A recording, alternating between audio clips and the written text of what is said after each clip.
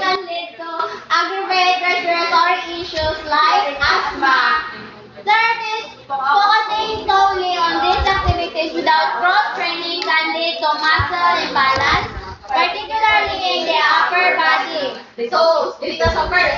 So, dili po permintihon na mag-jogging o mag-running ta. Siyempre, kinahanglan po nato magpahuway kay para atong mga tissues mag-prepare food siya. Yes. O, di ba? Kinahanglan pa dapat jud na rest. Oo, rest day para dili overuse. Ha? Dili ma-overuse.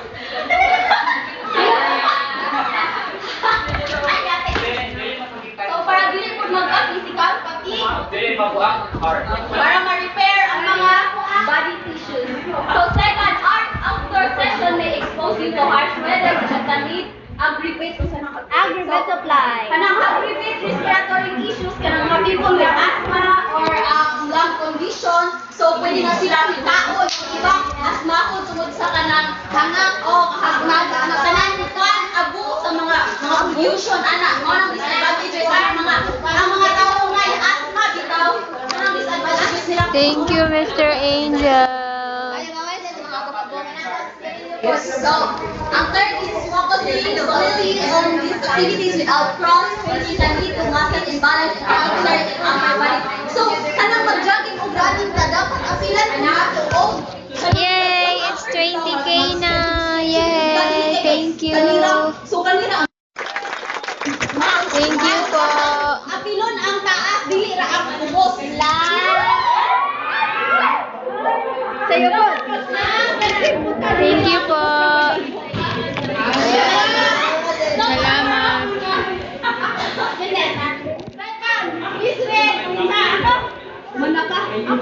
Taltal! Taltal! Ang saman! Ang second? Cycling outdoor and stationary. Allow impact rhythmic activity that improves cardiovascular endurance while engaging large muscle groups in the legs. So it is a low impact. So meaning it is gentle. Thank you,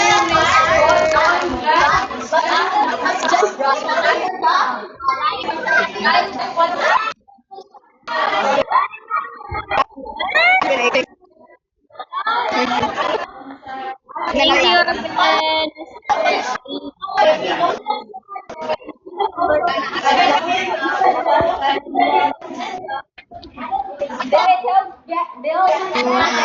Muscle.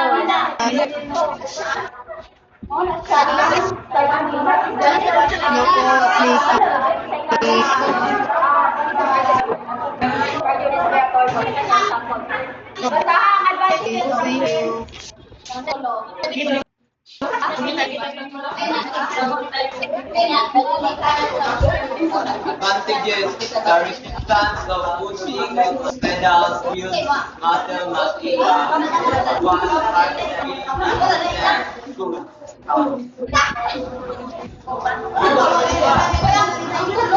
This activity